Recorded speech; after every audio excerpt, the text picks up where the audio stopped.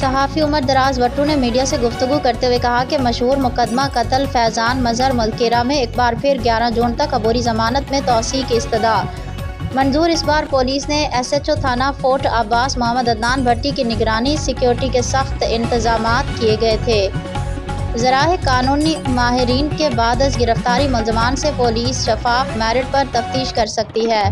ذرائع کا کہنا ہے کہ بار ریلیف سے ملزمان کو بچانے کی کوشش اور سہولت کوئی اور طاقتور ادارہ کر رہا ہے۔ سننے آ رہا ہے ملزمان فرار ہو سکتے ہیں۔ سننے میں آ رہا ہے فیضان مظہر ملکیرہ قتل میں ملوث ملزمان کی تعداد کم یا زیادہ ہو سکتی ہے۔ دوران تفتیش چونکا دینے والے انکشافات سامنے آ سکتے ہیں۔ قتل میں بااثر شہر کے اشرافیہ اور بڑے بڑے نام سامنے آنے کا قوی امکان ہے۔